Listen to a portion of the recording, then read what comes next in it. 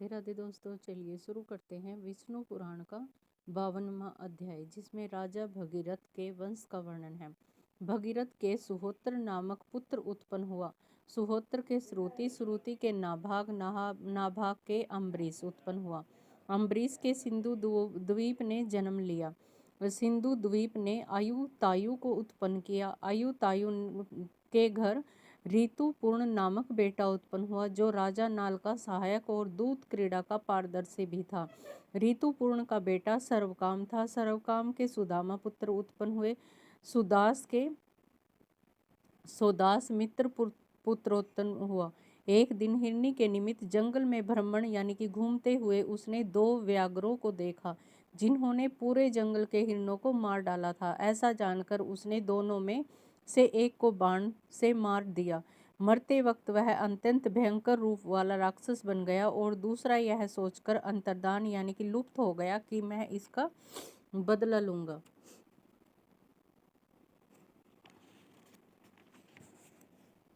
कुछ काल के पश्चात सोदास ने एक यज्ञ संपन्न किया। उसके संपन्न हो जाने पर जब वशिष्ठ जी बाहर चले गए, तो वह राक्षस वशिष्ठ जी का रूप धारण करके आया और कहने लगा, यज्ञ संपन्न होने पर मैं नर के मांस का भोजन करूंगा, इसलिए तैयारी करो, मैं आता हूँ। ऐसा करने के पश्चात वह राक्षस बाहर चला गया। बाद में रसोइये का वेश धारण करके राजा की आज्ञा से उसने आदमी का मांस उबाल कर रख दिया। राजन ने सोने के थाल में मांस खाया और वशिष्ठ जी के आने की राह देखने लगा। जब वशिष्ठ जी असली लौटकर आए, तो मांस अपने लिए आया देखकर विचारने लगे, इस राजा की नीचता तो देखो कि मुझे खाने के लिए मांस दे रहा है। फिर उन्होंने जानना चाहा कि यह मांस किसका है। उन्होंने ध्यान लगाकर ज्ञात किया, यह तो मनुष्य का मांस है। तब तो क्रोध से उन्होंने राजा को श्राप दिया, तूने जानबूझकर मुझ जैसे तपस्वी के लिए खाने मनुष्य का मांस प्रस्तुत किया, यानी कि मेरे आगे रखा, अतः तू राक्षस बनेगा। यह मेरा श्राप है। राक्षस बनकर तू सदैव नर मांस भक्षण किया करेगा। जब राजा ने यह सुनकर कहा कि प्रभु, आपने ही तो मुझे ऐसा आदेश दिया था, तो वशिष्ठ जी कहने लगे, क्या मैंने यह आदेश दिया था? कहकर वे समाधि में लीन हो गए। तब वे असली बात जान पाए और कहने लगे, मेरा श्राप तो नहीं टलेगा, किंतु हे राजन, तू ज्यादा दिनों तक मनुष्य के मांस का आहार नहीं करेगा, केवल 12 वर्ष तक ऐसा करेगा। वशिष्ठ जी के ऐसा कह चुकने पर राजा सोदास ने भी वशिष्ठ जी को श्राप देने के ध्येय से अपनी अंजलि में जल लिया और श्राप देने को तैयार हुआ। परंतु उसकी पत्नी कह उठी, स्वामी, ये हमारे वंश के गुरुवर हैं, इनको श्राप देना ठीक नहीं। पत्नी की बात सुनकर राजा शांत हो गया और अन्न तथा मेघ की रक्षा के कारण से उसने श्राप देने वाला वह जल धरती और आसमान में नहीं फेंका और उसके द्वारा अपने पैरों को भिगो डाला। सांप के उस क्रोध युक्त जल द्वारा राजा के पैर झुलस झुलस कर कलमास रंचित कब्रे से हो गए। उसी दिन से उनका नाम कलमास पाद हो गया। वशिष्ठ जी के श्राप द्वारा 6वें काल में अर्थात तीसरे दिवस के अंतिम भाग में वह राक्षस स्वभाव धारण करके जंगल में भ्रमण करते हुए आदमियों का भक्षण करने लगा। एक दिन उसने एक मुनि को ऋतुकाल में अपनी पत्नी के साथ संभोग करते हुए देख लिया और राक्षस स्वरूप को देखकर मुनि और एवं मुनि की पत्नी दोनों डर गए। डरने से भागने लगे। राक्षस से ब्राह्मण को पकड़ लिया। ब्राह्मण उससे प्रार्थना करके कहने लगा, हे राजा, प्रसन्न हो जाइए, आप राक्षस नहीं बल्कि महाराज मित्र सह हैं। आप पत्नी संयोग के सुख को जानते हैं। मैं अभी तृप्त नहीं हुई हूँ, अतः मेरे पति का वध मत कीजिए।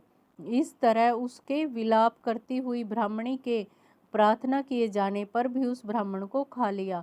यह देखकर ब्राह्मणी ने क्रोध से उसको श्राप देते हुए राजा से कहा, तूने मेरे अतृप्त रहने पर मेरे स्वामी का भक्षण कर लिया, अतः मैं तुझे श्राप देती हूँ कि काम उपभोग में लगे रहने पर ही तेरी मृत्यु होगी। श्राप देकर ब्राह्मणी अग्नि में प्रवेश कर गई।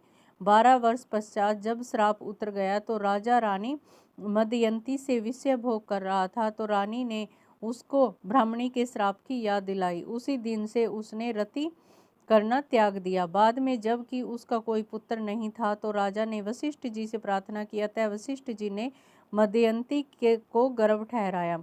जब 7 वर्ष पश्चात भी गर्भ नहीं निकला तो रानी ने उस पर पत्थर मारा, पुत्र उत्पन्न हो गया और इसलिए उसका नाम अस्मक पड़ा। अस्मक के मूलक नाम का पुत्र उत्पन्न हुआ। जब परशुराम पृथ्वी को क्षत्रियहीन बना रहे थे तो उस समय मूलक की रक्षा नंगी स्त्रियों ने उसे घेर कर की थी, इसलिए उसका नाम नारी कवच भी पड़ गया। मूलक के दशरथ ने जन्म लिया। दशरथ के इलबिल के विषह पैदा हुए। विषह के खटवाग नाम का बेटा पैदा हुआ, जिसने देव असुर संग्राम में देवताओं द्वारा प्रार्थना किए जाने पर असुरों को सहारा था।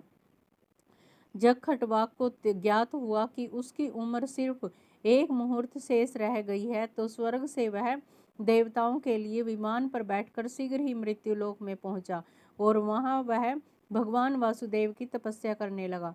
इस संबंध में आदिकाल में सप्त ऋषियों द्वारा कहा गया एक श्लोक प्रसिद्ध है।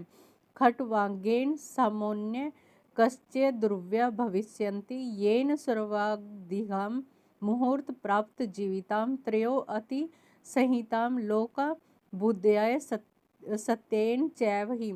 श्लोक में यह कहा गया है कि खटवाक के सदृश भूमि पर दूसरा कोई राजा नहीं जन्मेगा, जिसके एक मुहूर्त मात्र जीवन के शेष रहने पर ही वह